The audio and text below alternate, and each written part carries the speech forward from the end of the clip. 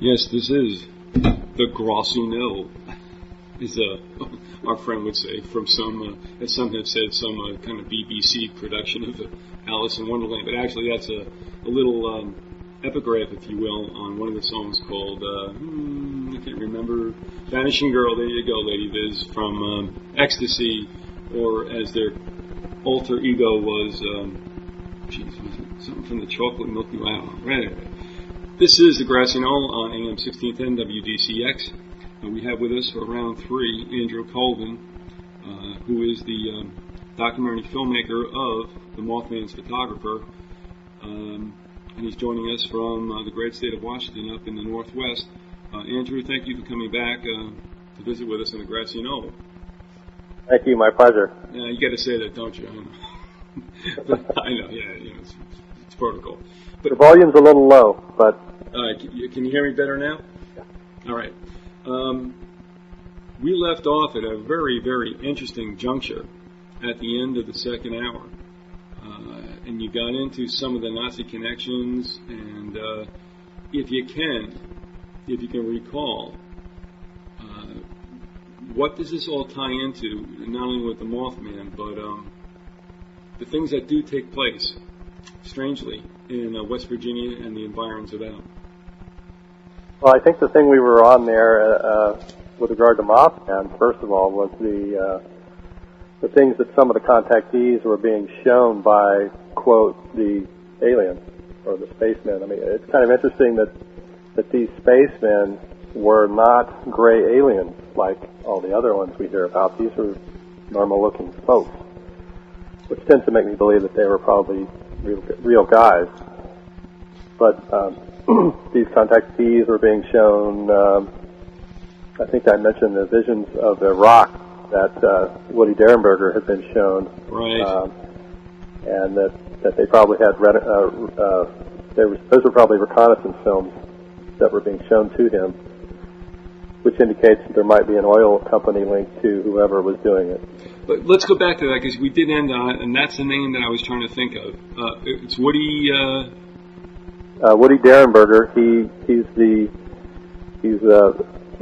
big name, I guess, as far as contactees and witnesses in the story. Okay. And he wrote a book called Visitors from Lanulos, which is his story of these contacts. And a lot of people came to his farm to see UFOs, and Keel mentions that there were some lights in the sky, but nothing really concrete, so it could have been a light show of some kind.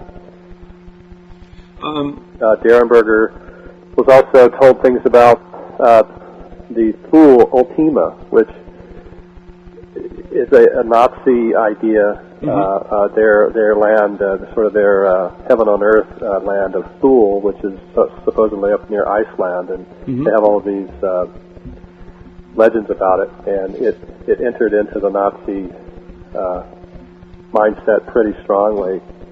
And there was a Thule Society that you mentioned after we got off the air, and that, of course, was linked to that. So you have these contactees being, told Blavatsky-like Nazi things, and that sort of goes back to the distinct possibility that these Nazi scientists who were brought over, who had already done mind control in Germany, were brought over, a lot of them to Ohio State, Wright-Patterson, which is very close to Point Pleasant. And these guys, probably were just following some lines, programming that they already had used before. Let me stop you there. The individual's name is Derenberger? Correct. Okay. And he was apparently an abductee? Yes. Okay. And, he was a willing participant. We didn't really have the abductee thing yet. How does he make himself a willing participant? Well, that's an interesting question. Do you go out in the field and say, "Here I am"? Yeah, it's kind of interesting that he had a military background, and his son at the time was in the military, and he got on the lecture circuit, which is kind of interesting. It's not easy to get on the lecture circuit for just the average Joe. And I've sort of noticed that a lot of the prominent UFO lecture people seem to have these, military or intelligence backgrounds. That's one strange thing about it. And his whole case was monitored by the Air Force. There was an Air Force guy investigating him, and they set up a lie detector test and psychiatric test for him by a guy named Jensen, who shows up. His name has shown up in some other places that are kind of interesting. Possible mind control connection there. Let's see. The Derenberger psychiatrist was Alan Roberts, who's the same psychiatrist who was treating my friend in Charleston. Is that a good or a bad thing? Well, it's unusual because the psychiatrist himself is going along with the story that Indrid Cold was indeed from another planet. Indrid Cold was the spaceman that was telling Derenberger these things. This doesn't really matter, as far as your credibility. I go back and forth with a whole lot of people, Christians and non-Christians, that we discuss this idea of extraterrestrials. I don't really have a problem with it. I really don't know where it fits or what we should think about it, but I don't think there's any problem that there's been some interterrestrial travel throughout time, and it wouldn't shake me up. On the other hand, Andrew, also, UFOs, we probably have them, and whatever's out there might belong to someone else, and the point is, what is the point? But what I did want to go and ask you about, because it's really interesting, and that is taking you back to where you said there might have been some infiltration through Operation Paperclip, not only into Area 51, but you I'm going to say you think, and that would be a slight to you. Do you have documentation? Do you know? And I have my own ideas, but do you know that they also came into the Upper Ohio Valley and the Northeast? Do I know who came in? That Nazis that were spirited out of Germany after World War II. Oh yeah, absolutely. That's hard fact. I agree. Several books on that people can look into. George Lazenby has a book. Linda Hunt has a fairly recent book, kind of hard to find. And in fact, there were lots of negotiations that went on for what to do with these guys. And that's where the paperclip came in, is that they just decided, well, we'll put a paperclip on the guys that we want in, put a paperclip on their file, and we'll just make it happen without telling anybody, because it was obvious that people didn't want these guys, in. And the generals decided, and actually there's a Union Carbide official who was part of this process, and I like to focus on Carbide because they were so prevalent in the valley that I lived in. And there's, so many different angles, things that they were into, including activities out near Area 51. Union Carbide has facilities all over the country. They were in charge of the uranium mining. They had a full-scale Martian landscape set up in the early 60s for testing, supposedly testing materials, and that could have been in Area 51. There were people overheard some of the JFK conspirators talking about Area 51. So there were lots of shenanigans going on there. And also, and you mentioned this as well, that it's not that far away from Point Pleasant, and that is that very curious place called Wright-Patterson Air Force Base. Yeah, there's, this theory swirl about it as, that they have the crashed saucer from Roswell. I sort of think that whole story is, I don't put much faith in that whole story. It's sort of I just think it's a way to occupy people's imaginations, instead, so that they don't look at the other things that Wright-Patterson did that are very easy to verify, like bringing in all these Nazis. Let me clarify. Do you think that Roswell was a cook story as a distractor? Yeah. Okay. Fair enough. And there were lots of things in 47 like that. The Maury Island incident with Fred Krisman. Did I talk about Krisman? No, not that I know. No. You want to broach it now? Okay. Briefly, the Maury Island UFO incident was the first incident of all, right? It was before the Kenneth Arnold sightings. And the slag fell from a UFO. A guy on a boat was hit. He turns out to work for Fred Krisman, and Fred Krisman was a CIA disruption agent who later was reputedly supposed to have been at the JFK assassination. There's lots of Krisman stayed here in the Seattle area most of the time, and he was mostly involved with, well, the things that we know of. He was involved with disrupting progressives in the Seattle area. He worked for Boeing for a while. He would go in and they would, they usually had a target that they were trying to disrupt, some sort of movement or group, and he would go in and he was just really good at turning everyone against each other.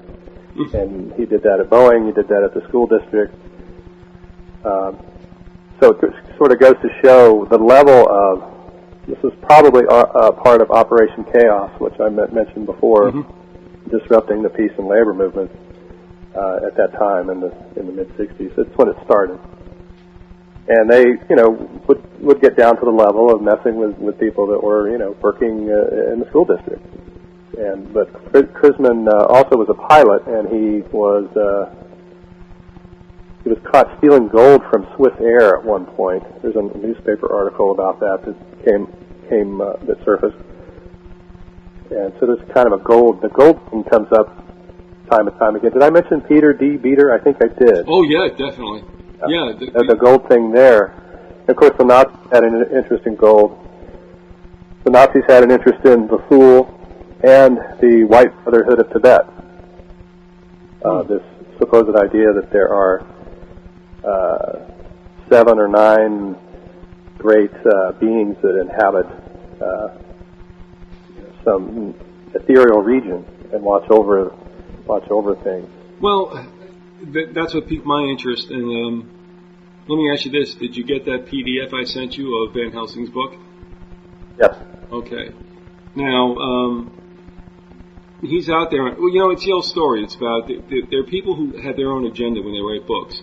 The thing that we hope for, no matter what, is that whatever factual, documented, and referenced information they have is correct, and is at least that is gleaned of any kind of subjectivity. When you mentioned that at the end of the second hour, and this is something we can't spin off on because that goes down all kinds of roads of conjecture and it takes all kinds of time. But there was this concern or this interest or this obsession by the Nazis, especially Hitler, with this whole Aryan idea that goes back, even into what we, I guess, can say is some race out of Antarctica. Can you address that at all? I don't know anything about Antarctica, really. I just heard of things. But the White Brotherhood idea came into my story again when we were filming, and I could talk about that. All right, let's do that. And the other thing I would say, just to pick up on this, the other half is the Thule,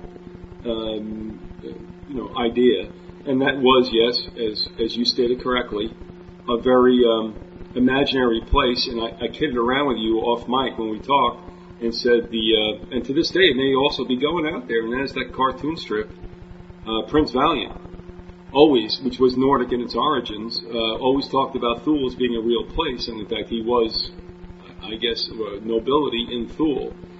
But there is that idea, of a far northern land that is completely white, a superior race, etc. And I'm not going to go into it any further, nor should I, but this is an extension of what supposedly is happening, or some would say not happening, in Antarctica all these many years. And it was interesting, Andrew, that Orwell, and I didn't send you that paragraph that I promised I would, and I will after this show, made a very, very curious allusion to the lost islands of Antarctica. But that has seemed to be some kind of place. We don't know what's going on. I'm not subscribing to a hollow earth theory where, all the good people live on the inside and we, basically scums live on the outside. but there is something shaking there, and it goes through this continuum into what Hitler had embraced. So, yeah, and the Fool Society, I would also say, I don't know if you have anything to back this up, its extension also is Skull and Bones on this side of the ocean. Well, I need to. I recently picked up the ultimate book on the Skull and Bones, but haven't gotten through it yet. Okay. Just started it, but it's called Fleshing Out Skull and Bones. By Milligan. Yeah, Chris Milligan. Yeah, did a great job. And also, if you don't have it, I'll send it to you. I'm not supposed to say that because it's copyrighted. But Anthony C. Sutton also wrote America's Secret Establishment, focusing definitely on Skull and Bones. Yeah, it's been years since I read that one. Okay. But right. yeah, there's so much stuff out there. I'm usually reading about 10 books at once, so. I know the feel. And so it's all there somewhere, and I just try to focus on the overall picture, trying to keep draw a map of it all. Are you working on a book right now? I am. Okay. Well, go ahead. Would you give us a little insight as to what would be the focus of that book? Well, it's about the Mothman, and it's about all of these different tentacles, and about which we are speaking these 3 hours. Yes, and beyond. There's going to be. There's not going to be. There's about 30, 40 pages of text in it, so it's not going to be overwhelming for people that have trouble following. All of these different threads, but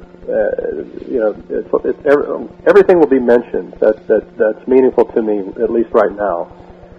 And there are lots of photographs in there. There's about 250 photos. It's sort of a poetic approach to conspiracy. I don't think it's been done yet, so I'm excited. It's a new style. But it's a great way to do it, and it's an outgrowth of the way that I've worked all along, which is to take photos as ways for helping me understand more of what's going on subconsciously. A lot of strange things happened when I was young, and a lot of those things have leaked out in my artwork unconsciously. And so some of the things in the book are going to be from 20, 25 years ago that have an amazing, synchronicity to the things we're talking about. And so I think it's going to be a great book, and I'm really looking forward to everything about it. Are you going to take control of the publishing of that book? Take control of it? Yeah. I mean, in other words, okay, let me be frank. If you're going to tell the truth, the mega publishing houses are not going to give you a light of day.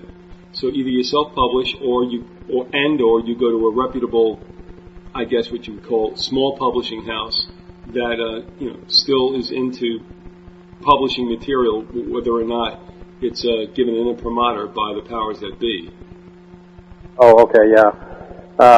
Yeah, and Milligan is a good example of that. He just started his own press. Excellent. That's right. And then, of course, you get hit with lawsuits as soon as you start publishing the truth. Just as a way to sort of keep you from going anywhere. But in this case, we're partnering with a friend that I went to art school with in Cincinnati, Dave Scott, who has started a new gallery called the Cincinnati Conceptual Art Gallery. And right now it's online. It's like it's one of the first online art galleries. What's the URL for that, if you don't mind giving it to us? I'm sorry? Can you give us the URL for that at this time? I don't have it. Okay. All right. And in time, at least they can hit it if they go through your site. Is that correct? Yeah. That you linked it. Okay. And your site is andycolvin.com. And that's also where they can access your documentary. Is that correct? That's right. The book's going to be on there too in a month or two. It's called The Eye of the Garuda, and there's a long subtitle that I can read if you want. Well, go ahead. we sort of gotten into this having these long subtitles. We did a soundtrack to the book and movie first. So that was a few years ago when we first decided to sort of come out with it. When I decided to tell my story publicly, first thing I did was music, and we have a long title for that I'd like to plug for that. I'd like to do. The book is called The Eye of the Garuda: From Mothman and the Men in Black to Montauk, Manson, Mind Control, and the Making of a Paranormal Appalachian Artist, touched by the historic 1967 Birdman and Bigfoot encounters of the Ohio and Kanawha Valleys. Andrew, that you do win the prize. That is the longest subtitle I've ever heard in my life. Now where's the CD? Did I bring it up? Nope. Here. Well, I don't seem to have it in front of me. That's okay. Oh, here it is. Okay. CD is called Power Dump.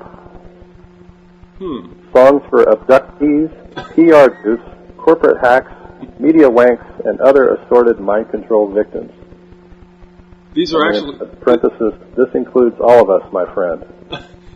So and that's by Ivy League, which is a band that I was in for a few years. Before, it was an offshoot of another band that is kind of has a notorious past. Ed Hall out of Austin. It's a band that I started in the mid-'80s with 3 guys from Houston who were sons of oil men. And I'm actually working on a documentary about that whole experience, and the book as well about that.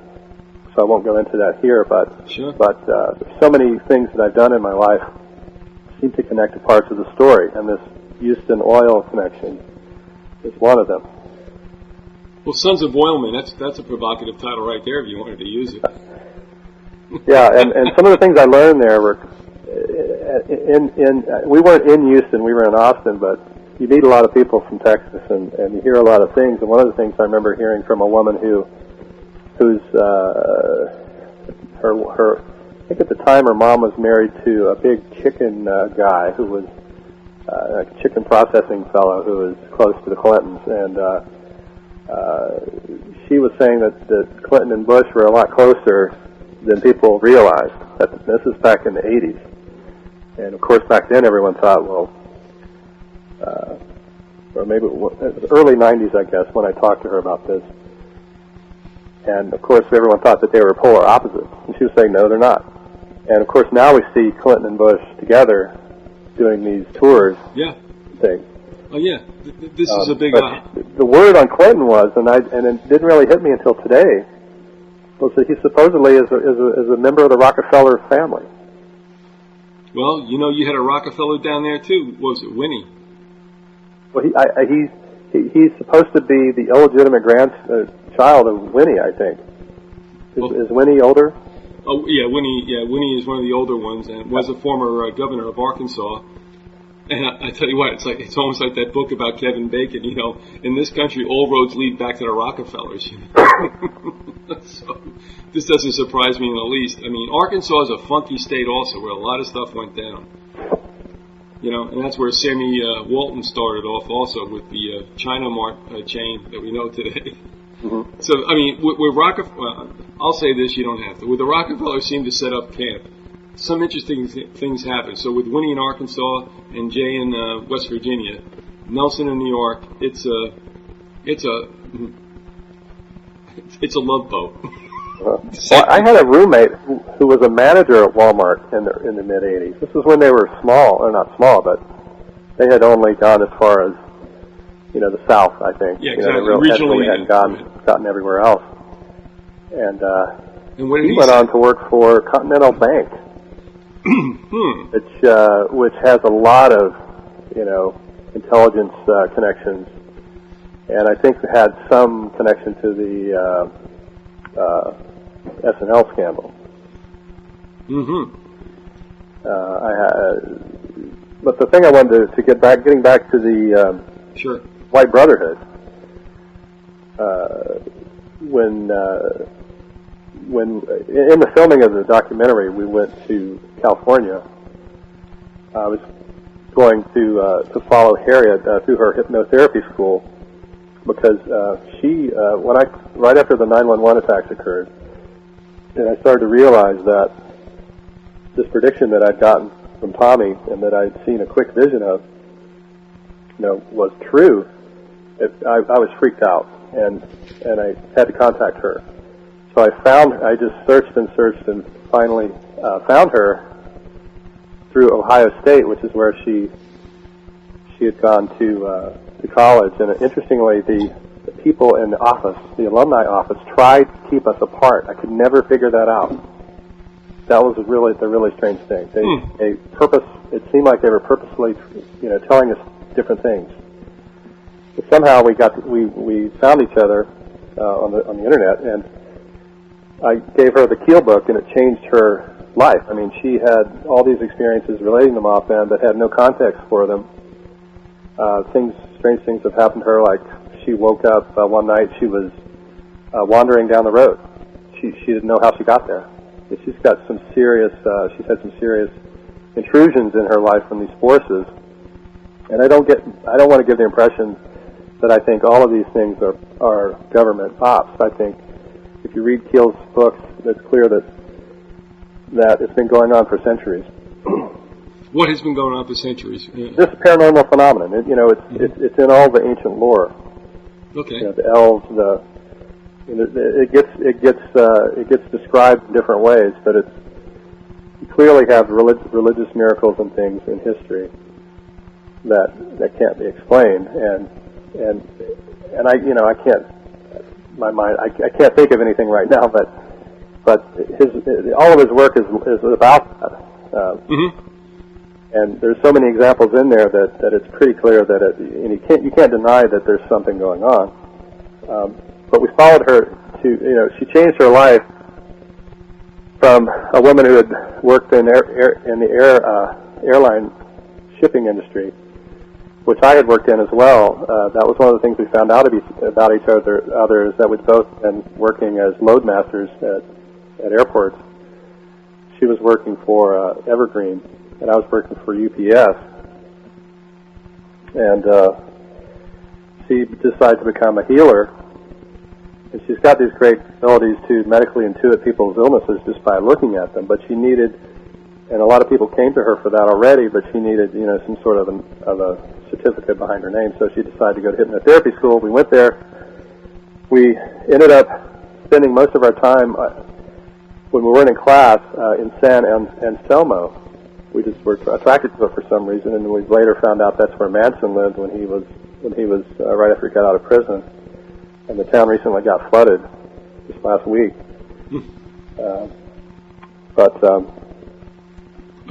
Providential, perhaps? Yeah, I don't know. A lot of strange things happened when we were there, and one of the things was they did an initiation into the White Brotherhood for the students. They had a teacher come in from the Eastern Bloc who had worked at Esalen in California, which is where Manson was 2 days before the murders, by the way. Are you talking about Esalen Institute? Yeah. Oh.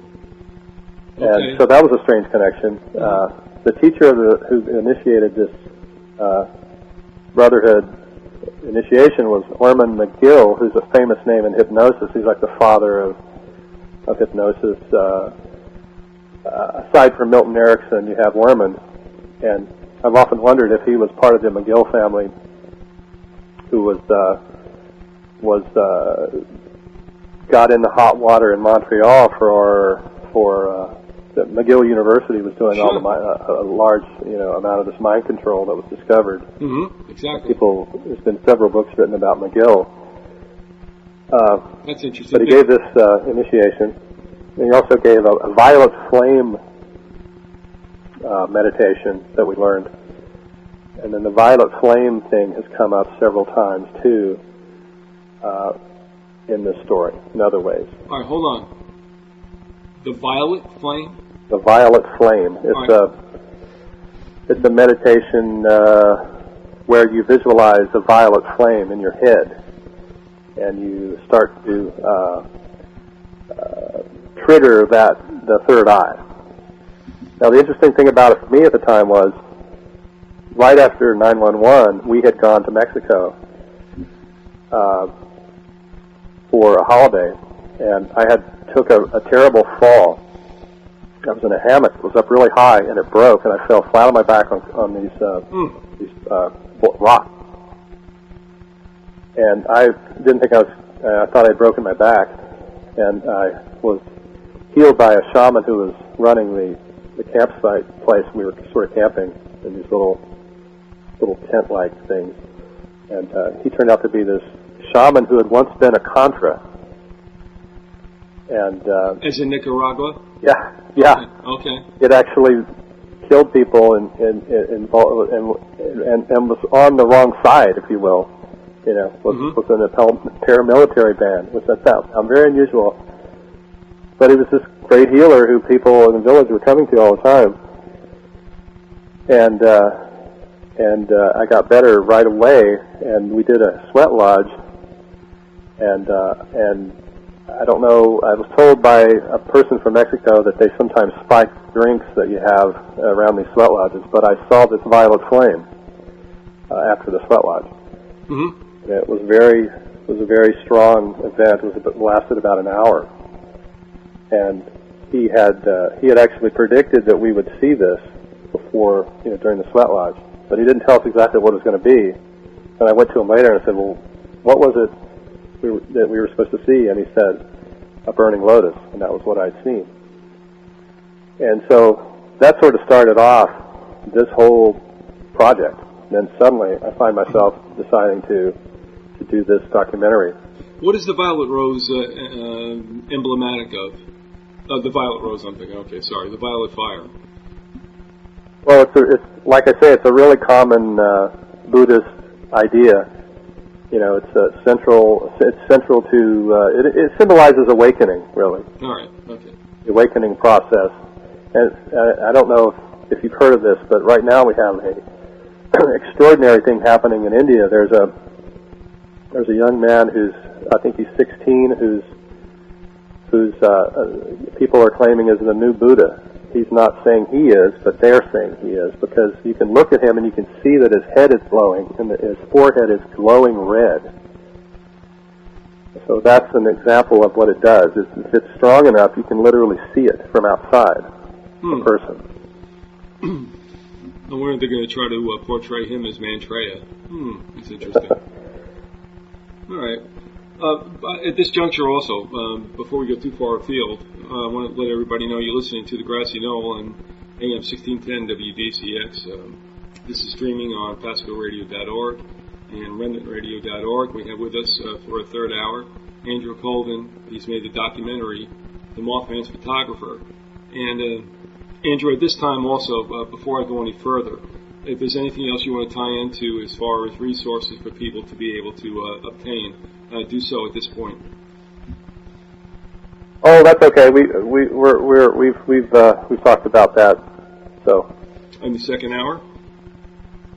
Okay. Well, I'm just sometimes some people don't hear the whole part, so if you want to throw it around again, that's fine. But other than that, we'll move on. You also have put out this documentary is 5 DVDs long. Is that correct?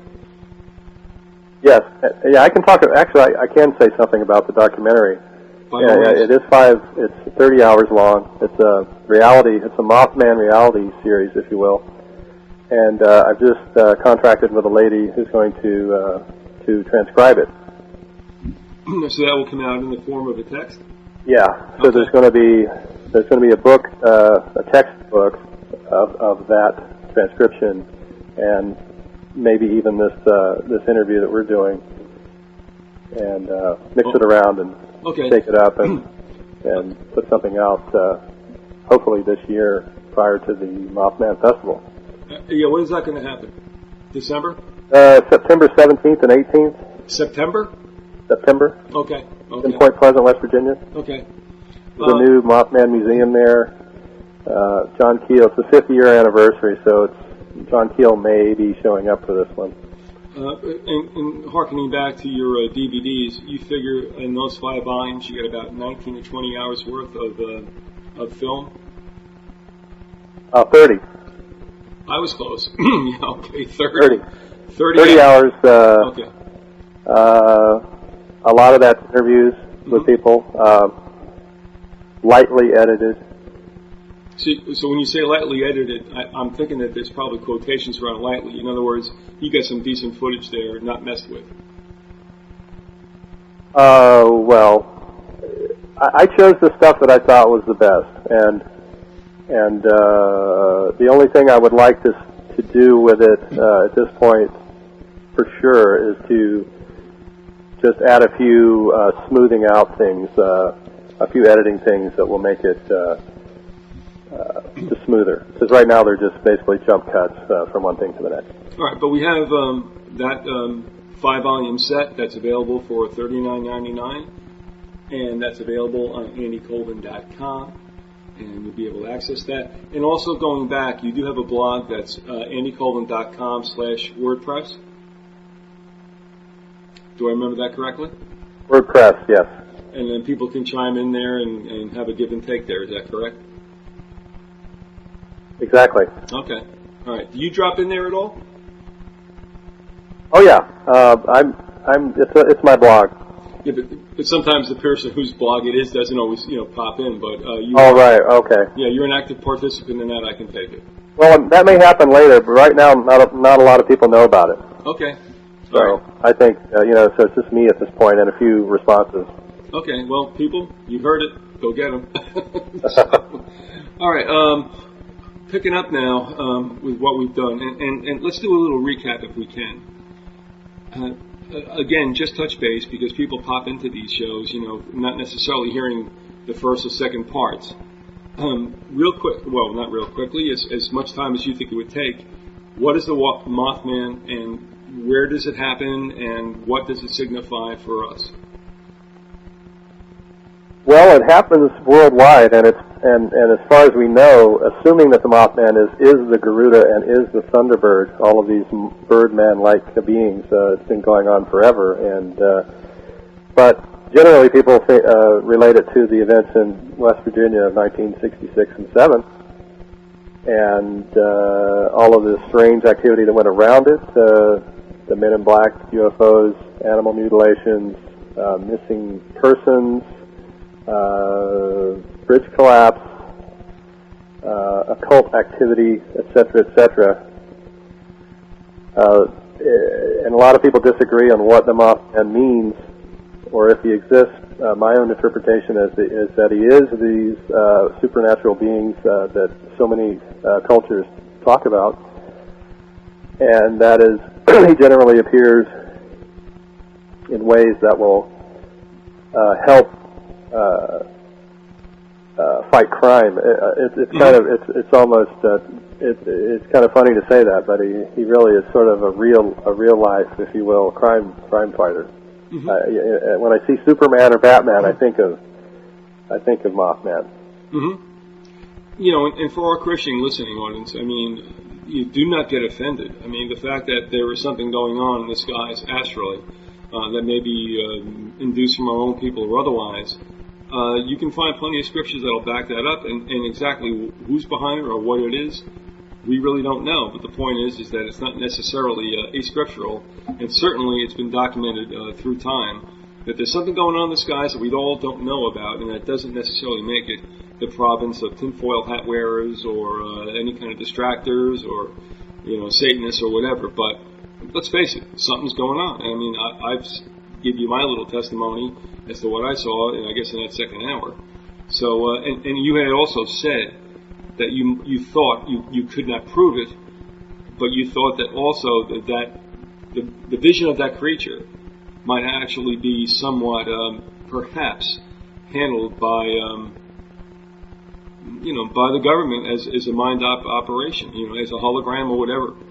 You didn't use those words, hologram. I'm using them, but I mean, is that a possibility as well?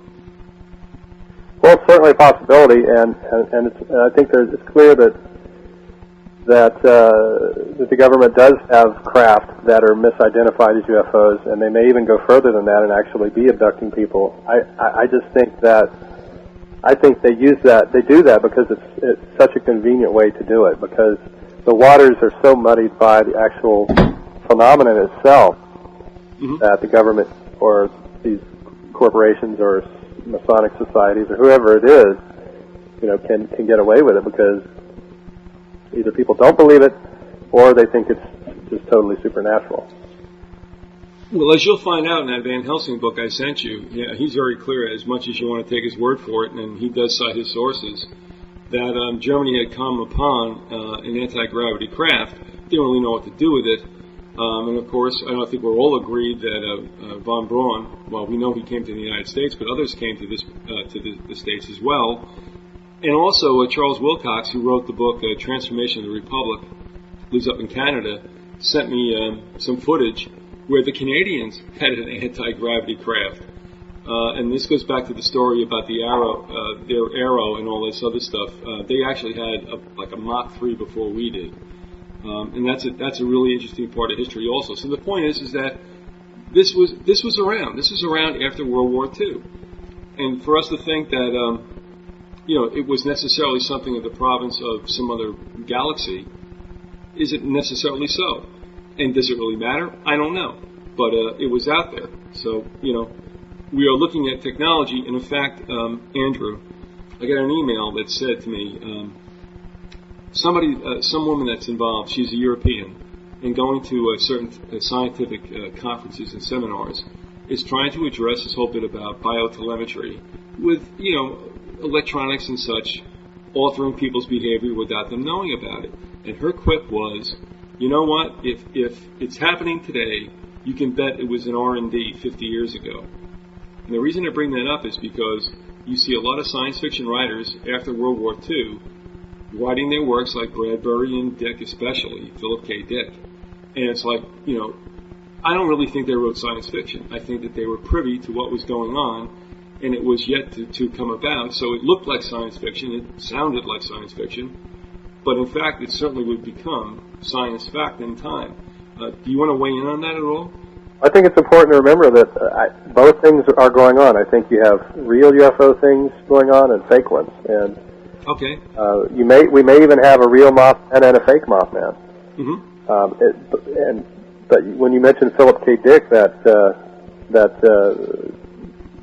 is an entry into some things I could go into if you want, or I could go back to the stuff that happened in California during our filming. Well, let's do that, because like we said, we'll go as long as we'll have to go segment-wise, and if you don't mind, we can pick up these scraps and pieces and loose ends at another time. I would really appreciate that.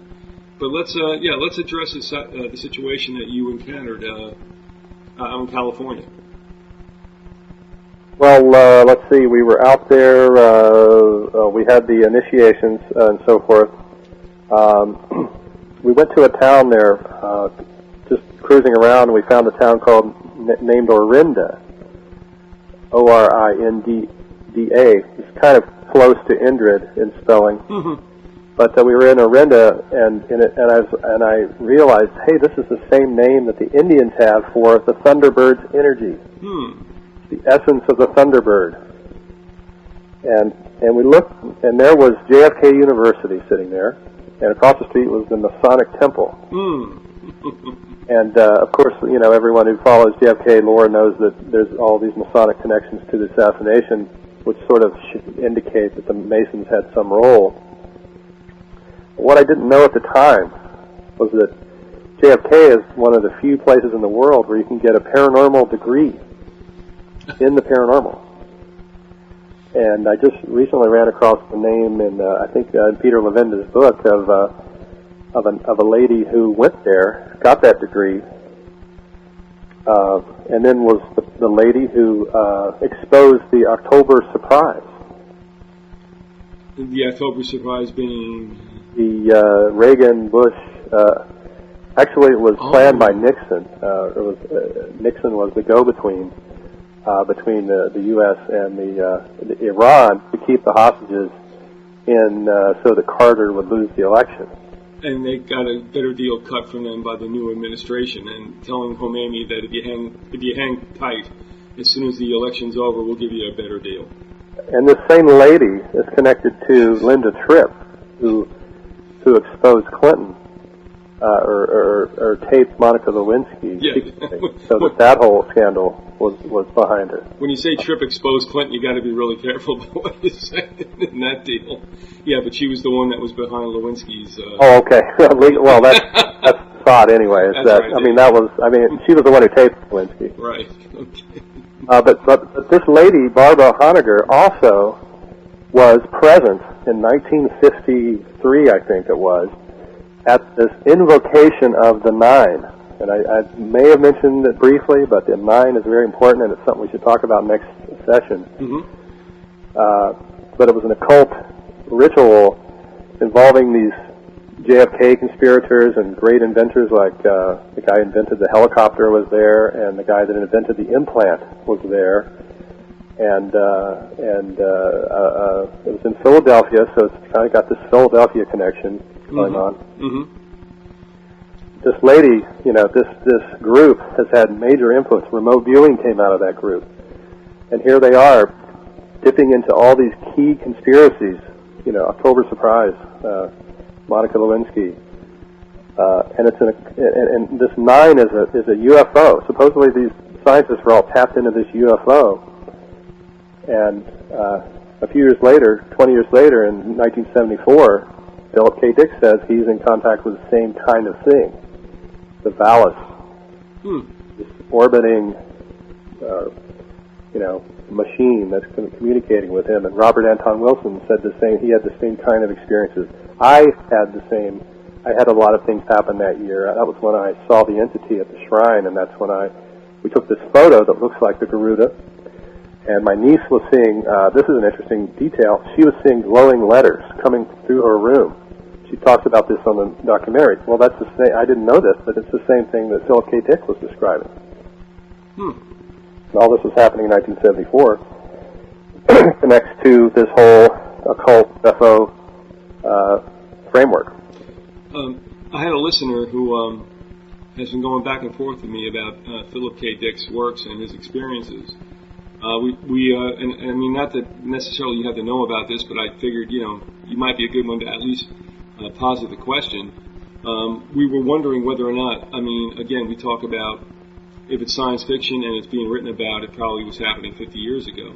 Do you believe, one, that Dick was privy to what was going on technologically, and two, do you think he might have subjected himself to, perhaps some of this technology that might have made him, kind of whack-a-ding-hoy? Or three, was he necessarily destabilized so that perhaps no one would listen to him? What do you think about that those scenarios?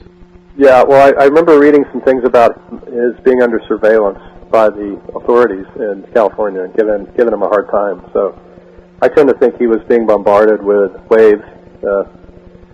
Okay. And that was probably happening. They were probably targeting certain people.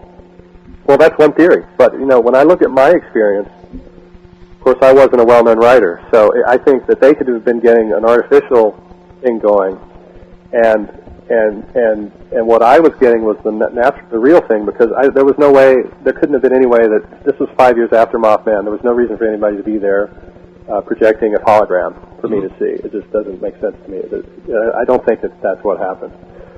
So again, I think there's a real and a false thing going on at the same time. Okay. And that's why I get back to the Eighth Tower by John Keel, because that's his idea is of these 8 towers. The first 7 are basically people's egos engaging in nefarious activities for their own gain, for greed and gain, and that's why, and that would represent all of these different covert ops. Well, at the top, the 8th tower, which is beyond all of that. It's a part of us. We're linked to it psychically, but it's neutral. It's not out for gain. It's out to neutralize all of that. And that's very similar to the symbolism of the Garuda, in that it neutralizes the fires of Indra. And that's important to remember that it may have been manifesting to us if this is a vortex of some kind, it's manifesting there for a different reason than it's manifesting to Philip K. Dick. Okay. Philip K. Dick may have just been part of a covert op. Mm-hmm. But would you agree, as far as you can conjecture, and if that's the case, then say so. I mean, unless you can document it. But I'm asking you for a wild guess, just for the point of conversation. Do you think that Dick was a little tapped into the scientific/technological community? Well, I assume he was, and I'm not that well versed on Dick. I have a good friend who worked personally with Dr. John Lilly, and I can talk. Well, I don't know that much about Lilly, but this lady became a Buddhist priest, and certainly she seemed to. She talks about all of the cross-pollination that was going on. So, I mean, I think a lot of things were going around, and I'm sure Dick had access to some of that. Yeah, and again, this is conjecture, but again, he's somebody else who seems to have died a little too early, whatever that means. I mean, he obviously wasn't so old that he just died at being 98. And like Orwell and some others, again, it's coincidence, and I'm conjecturing. This is one of the times we do it, but sometimes I wonder if his death was a little, premature. Okay, Dick? Yeah. Yeah, and like Orwell. Yeah, I would. I mean, I don't have proof, but I mean, just like so many other deaths, they all seem, Jim Keith and Hunter S. Thompson. I mean, there's strange. You can often find strange, unexplainable facts there, like a person who commits suicide and shoots himself twice. Yes. And people are expected to believe these stories, and you wonder what they touched upon. We're not going to break any new ground right now because we're coming up, obviously, against the end of this interview. And so we'll embark on a new point of view, if you will, and we'll get together on that and where we're going to go from here, because you have so much to say. And it must be staggering also, and I'm putting myself in your place about, all, like I said, all these like veins and tributaries that shoot out from this. When you're researching this, and I don't know if you knew you were getting into when you first started it, but Andrew, when you get into it, does it ever seem overwhelming? Or, I mean, and you may be the kind of soul that can say, no, I got a handle on this. It may be overwhelming, but I got it down. But is it so just unbelievably interconnected? Most of the time, I just go back to my normal things that I do on a daily basis, and I let go of it. And I've had a lot of Buddhist training, and that's like the number one rule is when a bunch of synchronicities happen, you let it go because it's just part of the awakening process, and you just let it go because that's not the goal. So yeah, there's been times when it, especially during the filming of this documentary, there were many, many, many things, and it would have been easy to get carried away, but luckily I had that background, and I don't mean I'm also a Christian. I was raised a Christian, and I've experienced I had some real serious believable Christian prayer experiences growing up, and even though I was interested in Buddhism then, there wasn't a lot to go on. Couldn't really go to a Buddhist place, so I went to a church instead, and I used the church as a way to develop these things. So I don't want people who are Christians to think that I don't know what they're about. Mm-hmm. No, I mean, well, half of the listeners are going to be on an evangelical Christian network. And I mean, again, like I told you, I mean, you state your case, and that's okay. I mean, we're not going to argue. Those who hear this, who are, professed Christians, are grounded. And we're not, and that's okay. You make your statements, and they can deal with it, and that's okay. And one last question I'll ask you, and it's a bit of a personal nature, and you can choose not to answer it. But I think you'll understand from whence it comes, and that is, you look at your children, and you realize what's shaking, is that going to affect any way, shape, or form that you're going to give them a view of the world that they're going to come into?